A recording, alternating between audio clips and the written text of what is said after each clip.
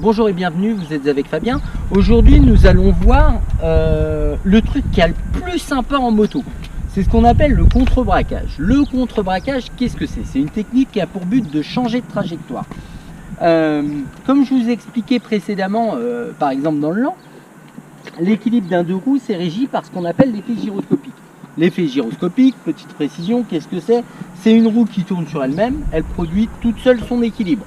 Comme une toupie. Dans l'absolu, vous pourriez prendre une roue de vélo, accrocher l'axe à une ficelle, relever la roue de vélo, la faire tourner le plus vite possible. Vous pourriez, si elle tournait suffisamment vite, vous pourriez lâcher l'axe, elle tiendrait toute seule en équilibre. Donc dans l'absolu, une roue de moto, sur une moto, il y a deux roues. Et quand on a de l'allure, généralement on estime à partir de 30 km/h, et au-delà bien sûr, l'effet gyroscopique est tellement important qu'il est difficile de faire changer de trajectoire à la moto. Donc dans l'absolu, ce qu'on va utiliser, ce qu'on appelle le contre-braquage. Le contre-braquage, qu'est-ce que c'est?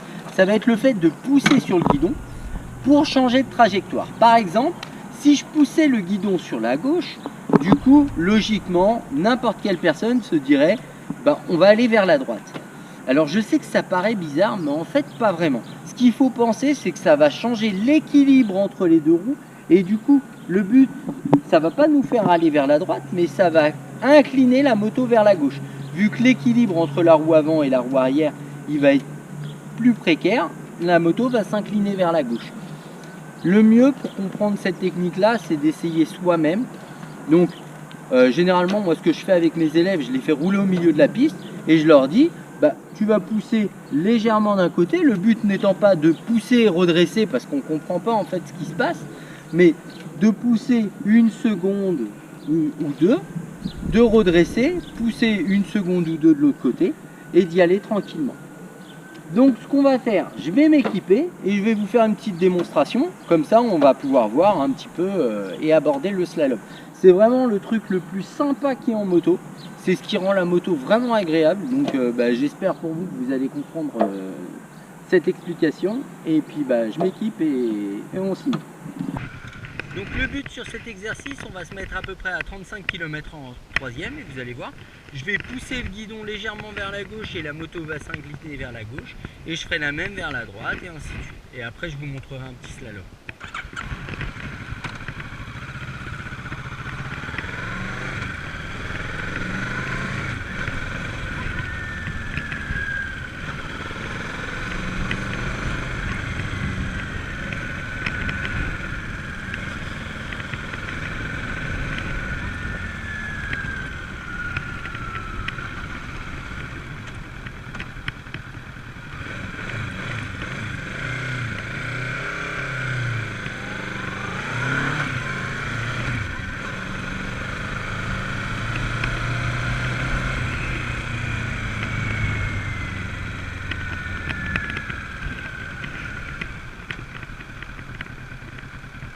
En fait, ce que j'explique à mes élèves souvent, c'est ça sert à rien de penser qu'on va pousser le guidon comme ça, mais plus qu'on va incliner, pousser la moto vers le bas. Alors, faites surtout pas ça, parce que vous allez vous prendre une grosse gamelle, mais c'est vraiment léger, on va pousser légèrement, et plus on va vouloir incliner, plus on va pousser de manière... plus on va pousser fort. Bon, je vais vous faire une petite démo sur le slalom maintenant.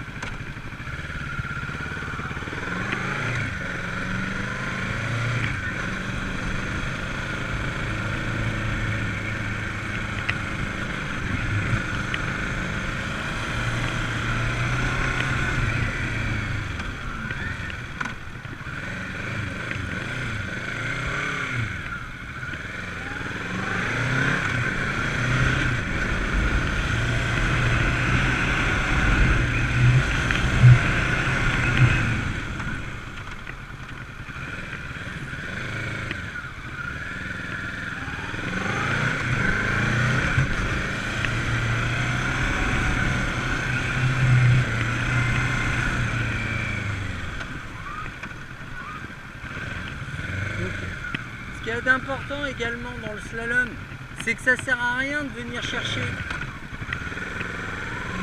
trop proche du plot, parce que là si j'arrive trop proche du plot, du coup je prends du retard, et ça devient très difficile de venir chercher le dernier. Donc au contraire, il va falloir venir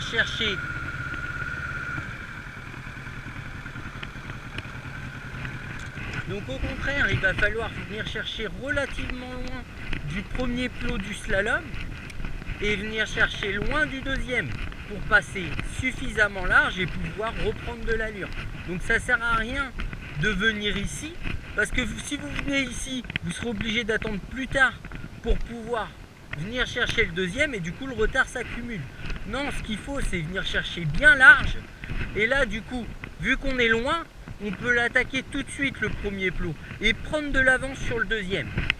Donc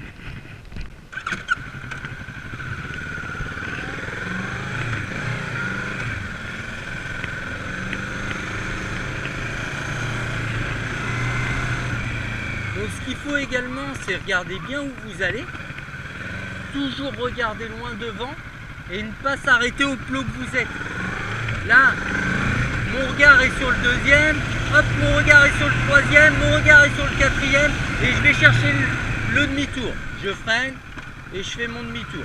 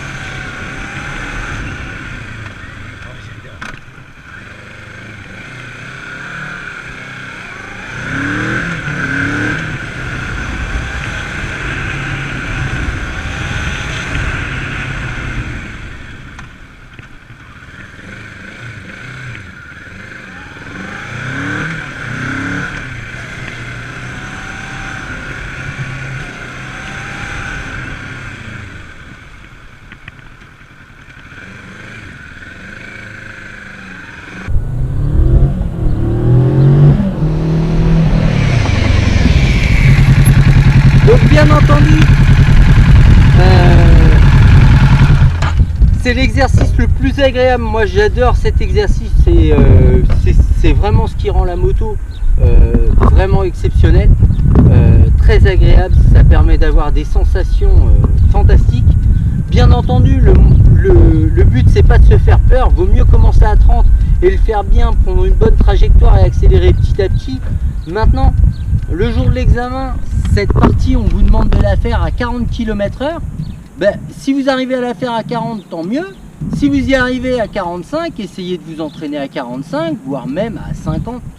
C'est pas la peine d'aller au-delà, de façon à être à l'aise à 40 km/h le jour de l'examen. Voilà, j'espère que ces explications vous auront été utiles et précieuses. Moi en tout cas j'ai pris beaucoup de plaisir à tourner cette vidéo, croyez-moi. Je vous dis au revoir et à bientôt pour de nouvelles explications.